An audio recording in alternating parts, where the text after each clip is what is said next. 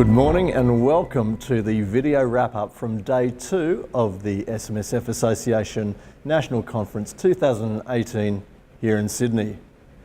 And it's brought to you by Zurich, a perfect fit for you and a perfect fit for your customers, and Self-Managed Super, the premier SMSF publication. I'm Darin Tyson-Chan, editor of Self-Managed Super, and Day 2 kicked off with arguably the most anticipated session for the conference, that presented by Fascia CEO Dean Sanders about the new professional standards. During the session, he stressed imposing the new standards was not about heavy-handed regulation.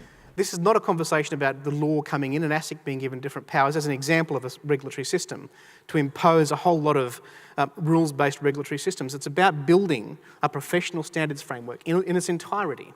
The idea of education, CPD, codes of ethics, a whole raft of initiatives to assist groups like the SMSF Association to be able to have a conversation about professionalisation. He also shed light on how professional designations and industry experience would be treated. The memorandum provides pretty clearly that a designation in and of itself is not sufficient. That the length of time the advisor has been in the industry is not itself a relevant consideration. It doesn't mean that they're not an answer to it. That doesn't mean they don't contribute to an answer. But by themselves, they are not answers. Breakout sessions got underway immediately afterwards, and the practice stream saw licensing for accountants CEO Kath Bowler outline some key steps to providing good advice. The first one is just being really clear about what it is that you're being asked to do. Secondly, what additional information are you going to need to collect from the client to give that advice?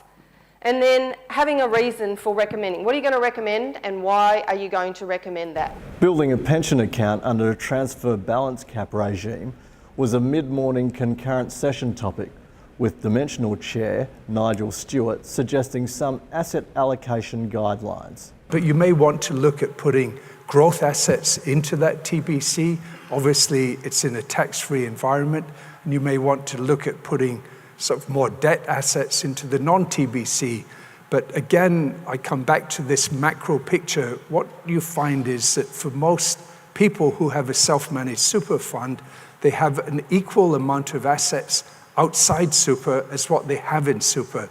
So you as advisors and accountants must be looking at that overarching total picture and not the individual security, down at the individual security or the asset level. Incapacity was a topic covered in the afternoon by Partners Legal Special Counsel Caroline Harley. She pointed out the issue was broader than most people expected. Every living client is at risk. That's the takeaway message for you. It's not just elder clients. It's not just that demographic of all of those clients that are aged between 55 and 70 and oh my goodness, they're in a high risk category. To this end, she delivered a strong recommendation to the session delegates. And that's why I say, talk to your clients and your loved ones about Armageddon now.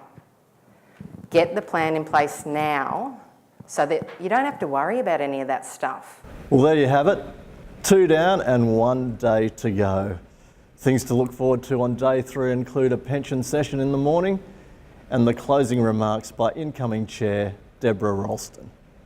I'm Darin Tyson-Chan. Thanks for watching.